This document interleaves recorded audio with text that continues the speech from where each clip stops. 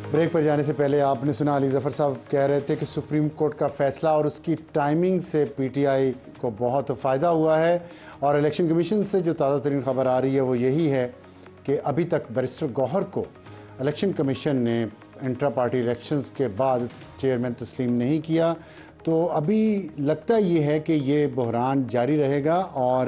ابھی کل وفاقی کابینہ کا اجلاس بھی بلا لیا گیا ہے جس میں مجوزہ آئینی ترمیم کی منظوری دی جائے گی، اور اس کے بعد وہ کابینہ کی منظوری کے بعد دونوں ایوانوں میں وہ ترامیم پیش کر دی جائیں گی، اور شاید کل ترامیم ہو بھی جائیں۔ ہمیں جوائن کیا ہے خرم دستگیر صاحب نے، جو رہنما ہے پاکستان مسلم لیگ نون کے، اور جو نمبر گیم جاری ہے اس وقت، اور جس میں جو سپریم کورٹ کے ڈیسیژن کا جس نے شاید اس چیز کو تھوڑا ڈسٹرب کیا ہے کہ پارلیمنٹ آئینی ترامیم کر سکے گی یا نہیں کر پائے گی، اس پر ہم بات کریں گے کہ نمبر گیم کیا ہے پاکستان مسلم لیگ نون، پاکستان پیپلز پارٹی اور حکومتی اتحاد کے پاس۔ خرم دستگیر صاحب السلام علیکم۔ وعلیکم السلام۔ آپ نے دیکھ لیا سپریم کورٹ کا فیصلہ بھی، اور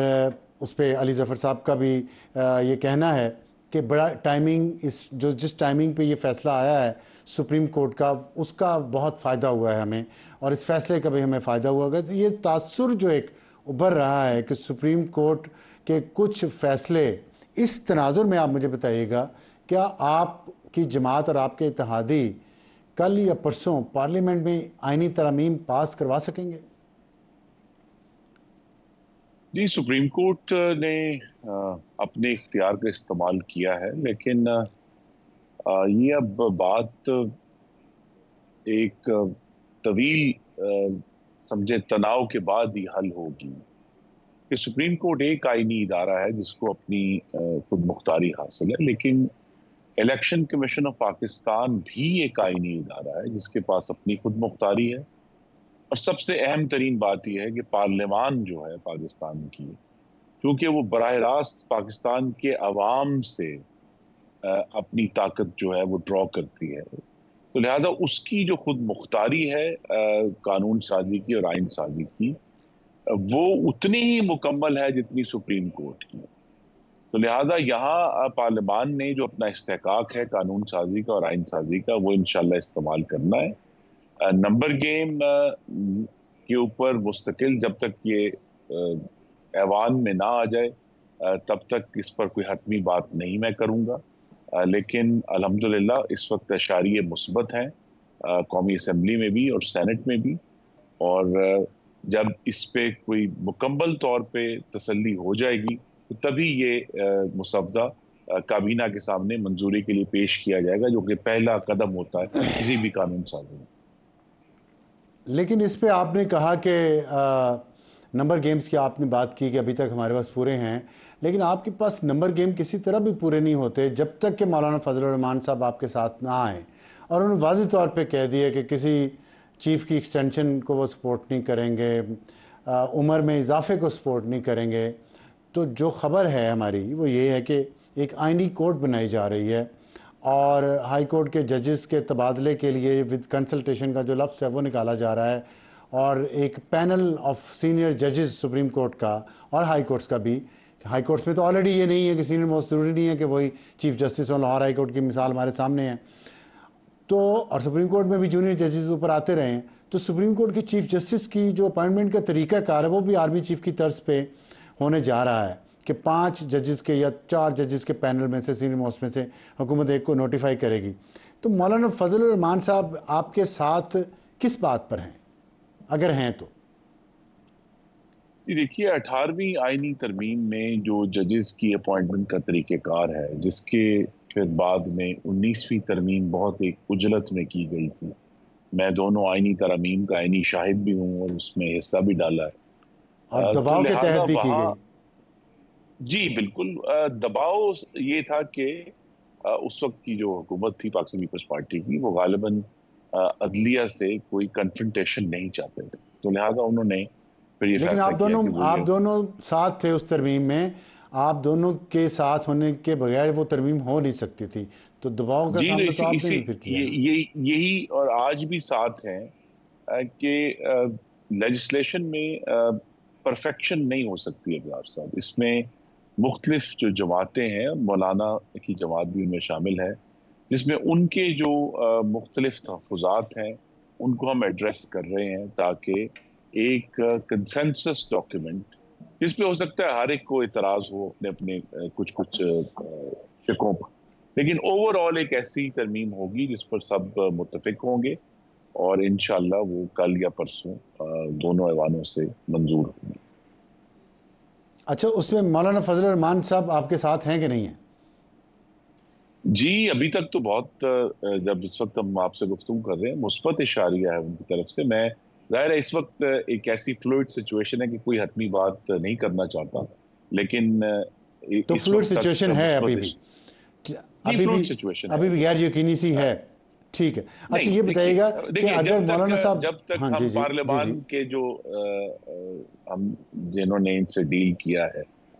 اس وقت تک، جب تک ووٹنگ ٹیلی نہیں ہو جاتی، سچویشن فلوئڈ رہتی ہے، تو لہٰذا اس پہ حکومت کن سے ڈیل کیا مولانا صاحب سے؟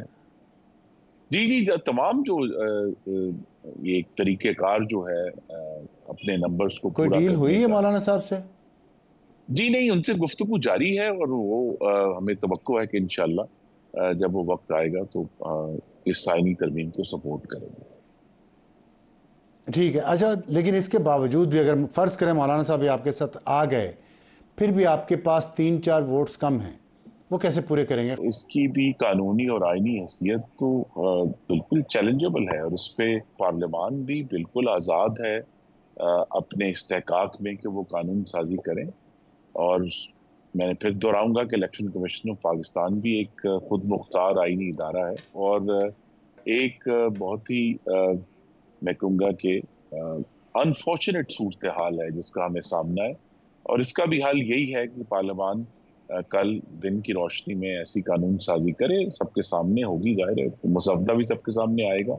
اس کے اوپر پھر ہم بعد میں بحث کرتے رہیں گے، لیکن وہاں بھی ابھی یہ ایشو میں قانونی پوزیشن واضح کرنا چاہتا ہوں کہ وہ ایشو کہ ابھی تک جبکہ تفصیلی فیصلہ 9 ہفتے گزر جانے کے بعد نہیں آیا، آج کی وضاحت کی جو قانونی اور آئینی پوزیشن ہے اس پر بھی بہت گہرے سوالات۔ اور آج کا ایڈیٹوریل خان صاحب کے ایک ٹویٹ کے بارے میں،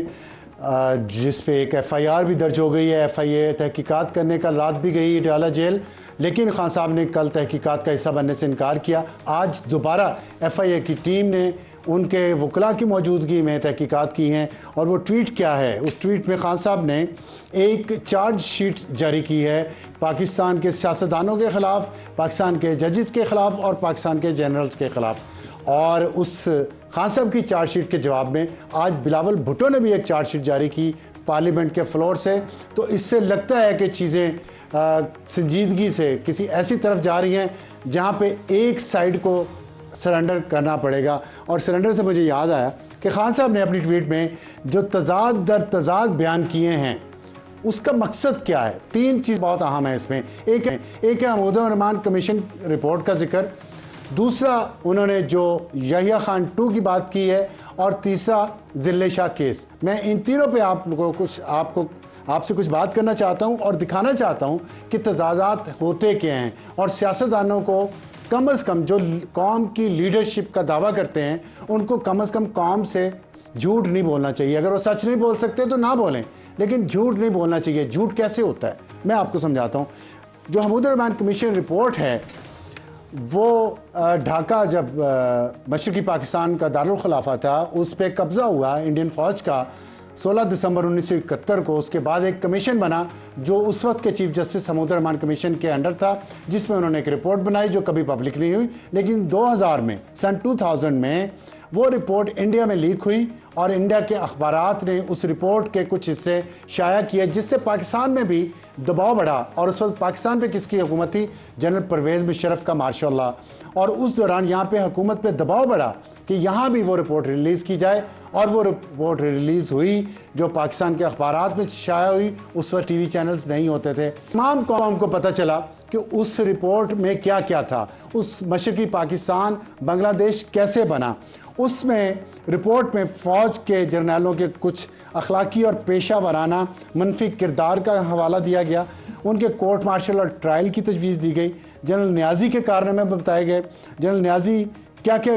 سمگلنگ کرتے رہے اس میں تھا، سول ایڈمنسٹریشن کو کام نہیں کرنے دیا گیا، اور امید یہ تھی اس رپورٹ کو پبلش کرنے سے کہ قوم اور فوج اور بیوروکریسی اس سے سبق سیکھے گی، سیاستدان بھی سبق سیکھیں گے۔ لیکن سبق کیسے سیکھا گیا میں آپ کو بتاتا ہوں۔ 2000 میں رپورٹ آئی اور 2002 میں جنرل پرویز مشرف جو کہ ایک مارشل لا ڈکٹیٹر تھے اور اور ضیاء خان بھی ایک ڈکٹیٹر تھے جن کے دور میں یہ سب کچھ ہوا،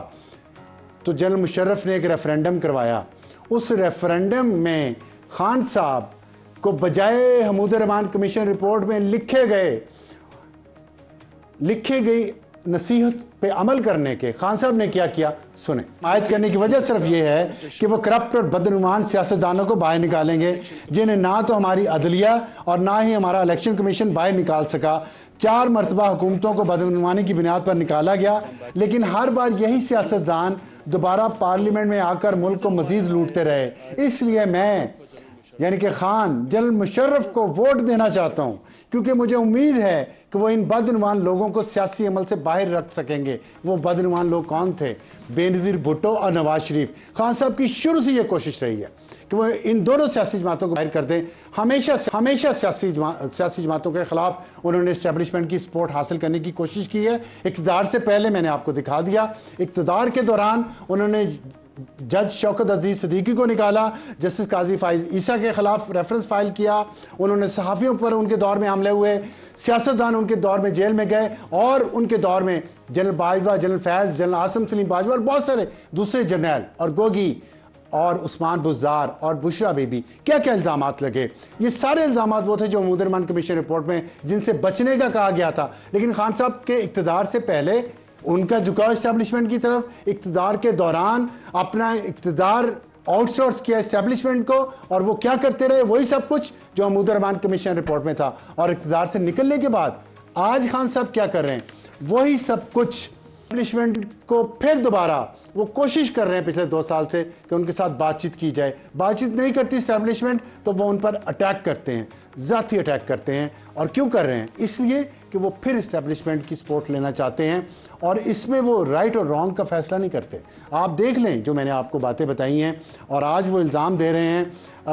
جو حمود الرحمن کمیشن رپورٹ کا حوالہ دے رہے ہیں، جس میں کہا گیا تھا کہ جرنیلوں کے کورٹ مارشل کی تجویز دی گئی تھی، جنرل فیض کا کورٹ مارشل ہو رہا ہے۔ خان صاحب کو چاہیے کھڑے ہو جائیں، کہیں جنرل فیض کا کورٹ مارشل کیا جائے، اور بھی کوئی ملوث ہے تو اس کا بھی کیا جائے، لیکن جنرل فیض کے کورٹ مارشل کو تو وہ کہہ رہے ہیں وہ تو ہمارا اثاثہ تھے۔ تو یہ جو قول و فعل میں تضاد ہے کہ آپ دوسروں کو چور ڈاکو کہیں، دوسروں کو بے ایمان کہیں میں سب سے بہتر ہوں، لیکن آپ کا اپنا جو تضاد ہے وہ اتنے واضح ہیں کہ خوف آتا ہے۔ اور وہ کیا خوف ہے وہ میں آپ سے شیئر کرنا چاہتا ہوں۔ ضلع شاہ کے قتل کے بارے میں انہوں نے الزام لگایا ہے کہ ضلع شاہ کو قتل کیا پولیس نے ٹارچر کے ذریعے، اور الزام مجھ پہ ڈالا، لیکن ایسا ہوا نہیں ہے۔ پولیس نے ٹارچر نہیں کیا، پولیس کے ساتھ میری کوئی ہمدردی نہیں، لیکن سچ ضرور آنا چاہیے، اس لیے کہ ضلع شاہ ایک پولیٹیکل ورکر تھا، وہ اسپیشل چائلڈ تھا، اور وہ خان صاحب کا دیوانہ تھا۔ خان صاحب اس کے نعرے اپنے گھر کے اندر سنا کرتے تھے، لیکن پھر کیا ہوا کہ اس کو ایک گاڑی نے کچل دیا، اور وہ گاڑی پی ٹی آئی کے رہنماؤں کی تھی۔ وہ جب پولیس پریزن وین سے وہ نکل کے بھاگے ہیں تو گاڑی تیز رفتاری سے جا رہی تھی، حادثہ تھا، اور یہ حادثے کی جگہ آپ دیکھ سکتے ہیں، لیکن اس حادثے کو جھوٹ کا رنگ دیا گیا اور یہ بتایا گیا کہ ضلع شاہ کو پولیس ٹارچر کیا گیا۔ حالانکہ اگر آپ یہ فوٹیج دیکھیں جو سی سی ٹی وی کیمرہ سے لیے گئے ہیں، اس میں ساری ٹائم لائن ہے کہ 5:58 پہ پولیس وین سے وہ قیدی نکلے ہیں، اور پھر اس کے بعد میاں میر برج سے وہ گاڑی گزری ہے، پھر فورٹریس چیک پوسٹ، پھر اس کے بعد ہائپر سٹار کے پاس، پھر مال روڈ کی طرف مڑ گئی، پھر صدیق ٹریڈ سینٹر، پھر شالیمار ہوٹل، پھر وہ بس سٹاپ پہ پہنچتی ہے، پھر وہی گاڑی سروسز ہاسپٹل پہنچتی ہے، اور اس کے بعد مزنگ۔ اور اس پہ والدین کیا کہہ رہے ہیں ضلع شاہ کے؟ خان صاحب اپنا ان کے بچے حفاظت سے ہیں، میرا بچہ اس کے لیے قربان ہو گیا، यहाँ इतने लोग मरते हैं, किसी को पता नहीं होता। मेरे बेटे का सब कुछ इन्होंने बायोडाटा निकाल लिया, वहां मर गया, हॉस्पिटल चला गया, 10-15 मिनट में मेरे मियाँ को भी पता चल गया। ये इन तरीके इंसाफ वालों ने किया है। मुझे बस इमरान खान को यही कहना, मुझे मेरा बेटा दे दे।